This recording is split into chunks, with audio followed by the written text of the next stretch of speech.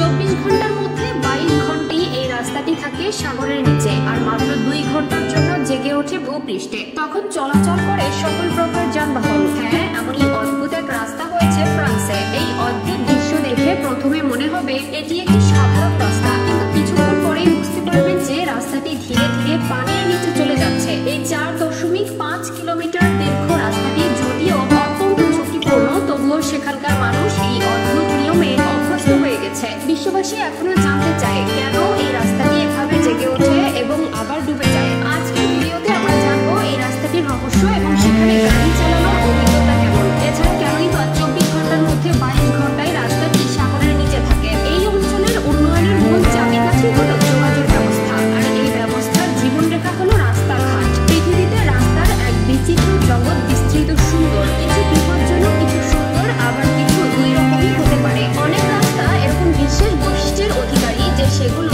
আলাদাভাবে চিহ্নিত করে থাকে। ফ্রান্সের প্যাসেজ ডু গোইস এরকমই একটি রাস্তা, যার অনন্য সক্রিয়তা একে অন্যদের থেকে আলাদা করে। ফ্রান্সের আটলান্টিক উপকূলে রয়েছে এমন এক অদ্ভুত রাস্তা যেখানে ভেজা জল দিয়ে হাঁটার অভিজ্ঞতা সারাদিন নয়, বরং দিনে মাত্র 2 ঘন্টার জন্যই পাওয়া যায়। শুনতে অবিশ্বাস্য লাগবে, এটি সত্যি। বাকি সময় এই রাস্তা পুরোপুরি পানিতে ডুবে থাকে। জেগে থাকা অবস্থায় এটি একটি স্বাভাবিক রাস্তার মতোই দেখায়, কিন্তু কিছুক্ষণ পরেই দুই পাশ থেকে পানি এসে রাস্তাটিকে ঢেকে দেয়। এই বিচিত্র রাস্তাটি মূল ভূখণ্ডকে নয়ের মাওয়াটিয়ার দ্বীপের সাথে সংযুক্ত করেছে। 4.5 কিলোমিটার দীর্ঘ এই রাস্তাটি যেমন বিস্ময়কর তেমনি ঝুঁকিপূর্ণ। এর পেছনে কিছু প্রাকৃতিক কারণ কাজ করে। মূলত জোয়ারের প্রভাবে দিনে 2 বার এই রাস্তা প্রায় 13 ফুট পানির নিচে চলে যায়। ঘন্টার পর ঘন্টা এভাবেই অদৃশ্য থাকে। দিনে 2 বার প্রায় 1 ঘন্টা করে পানির উপরে ভেসে উঠলেও বাকি সময় জোয়ারের পানিতে ডুবে থাকে। ফলে রাস্তাটি পানির নিচে চলে যাওয়ায় দেখা যায় না এবং এটি পারাপার করা অত্যন্ত বিপজ্জনক।